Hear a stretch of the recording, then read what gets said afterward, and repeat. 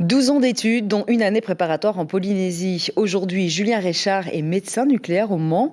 En remplacement actuellement au CHT du Taoné, cet enfant de Tahiti rêve de revenir travailler pour son pays, avec dans ses dossiers un vaste projet de développement de sa spécialité. Caroline Fary et Eddie Yanko sont partis à sa rencontre. Voilà notre apport par rapport à l'imagerie conventionnelle qui est la radiologie, c'est qu'on arrive à voir des métastases alors qu'elles ne sont pas encore visibles sur le plan morphologique pur.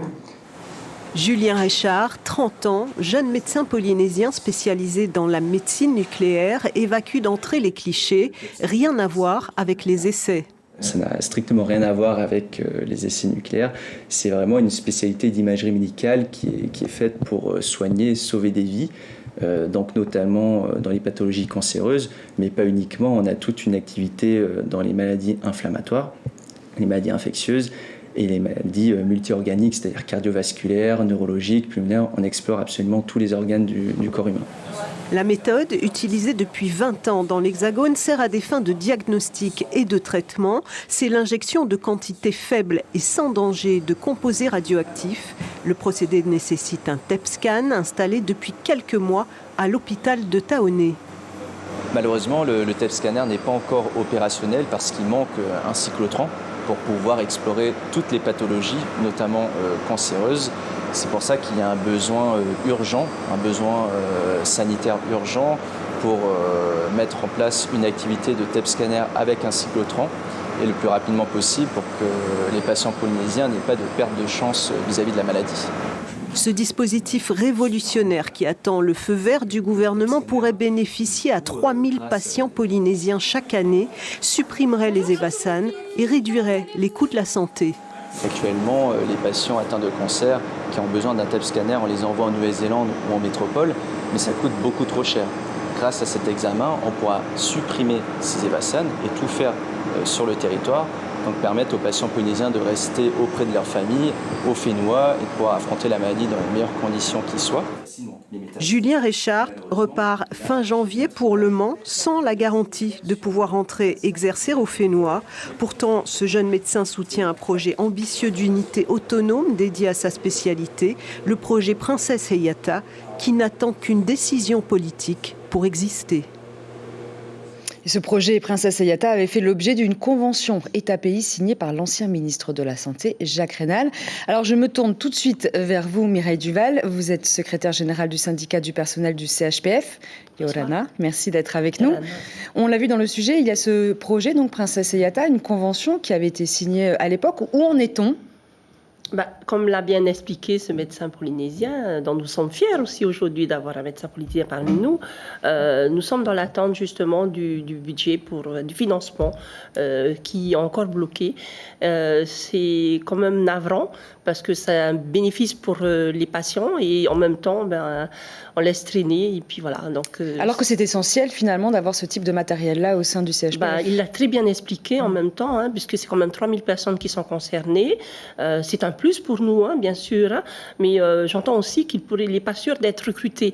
Donc en même temps, il faut être très vigilant, puisque nous-mêmes, ça fait quelques années, plusieurs années, que l'on dit qu'on devient de moins en moins attractif et c'est le cas aujourd'hui. Voilà. Donc on a des difficultés statutaires, on a des difficultés de recrutement, on a un manque d'attractivité réelle.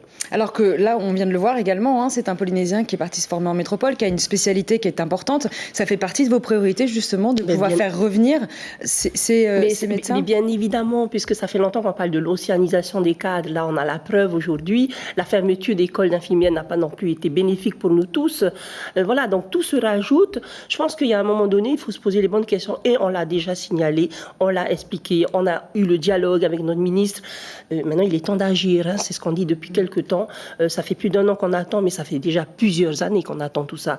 Donc on ne peut pas non plus continuer à discuter, en même temps à faire des dépenses sans savoir si on va pouvoir donner une suite dans un projet. Et puis il faut être en même temps vigilant. Voilà. Donc il y a énormément de travail à faire, mais on ne voit rien arriver. Donc pour ce jeune homme, je suis désolée, j'en serais très désolée qu'il ne revienne pas.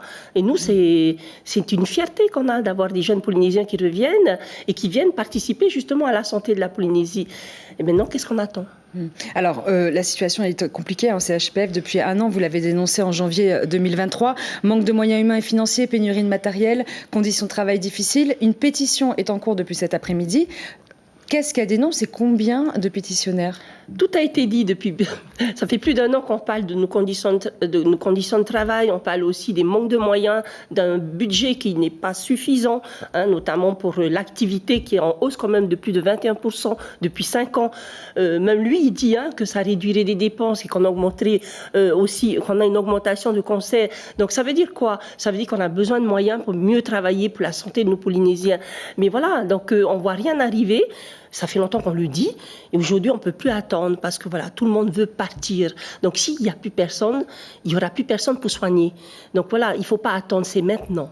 Combien de personnes a signé actuellement la pétition ? Écoutez, ça tourne dans les services. J'ai eu un appel aujourd'hui. Bien évidemment, on avait déjà tout signalé. On a vu notre ministre, on a discuté, on a été entendu. Mais maintenant, il faut agir. Et combien ça concerne ? Franchement, c'est tout l'hôpital aujourd'hui qu'on arrive à dire que ça suffit. On ne peut pas non plus continuer à accepter de continuer de travailler dans ces conditions. Voilà. Est-ce qu'une grève est possible, du coup, dans les prochaines semaines ? Vous pensez qu'une grève aujourd'hui, avec toutes les difficultés sociales que l'on peut voir, c'est l'idéal ?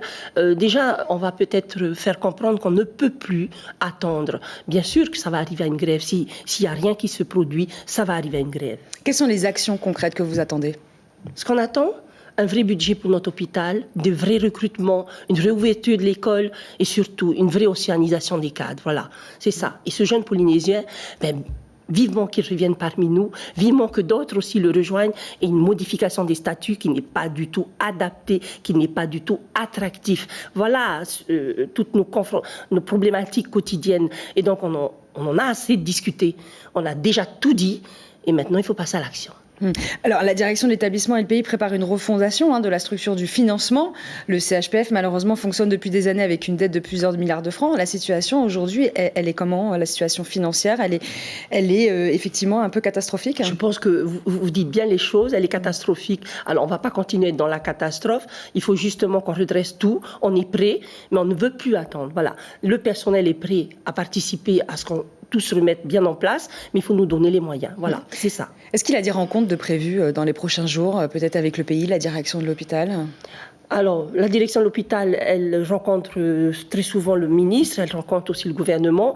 Nous, on a déjà tout exposé, des statuts jusqu'au budget, jusqu'aux besoins de matériel et tout, le plan d'investissement. Mais je pense qu'il faut une chose aussi, une vraie participation de l'État, par exemple, pour ces maladies, justement, de cancer, parce que voilà, on sait aussi que c'est peut-être des conséquences du nucléaire, des essais nucléaires. Mais voilà, il faut un vrai accompagnement, il faut de vrais moyens. Et on ne peut pas attendre aujourd'hui. C'est ça qu'il faut entendre. C'est que nous pensons qu'on devient un peu complice de cette dégradation du travail. Donc on ne peut pas continuer comme ça. Merci beaucoup, Mireille Duval. Je rappelle que vous êtes donc secrétaire générale du syndicat du personnel du CHPF.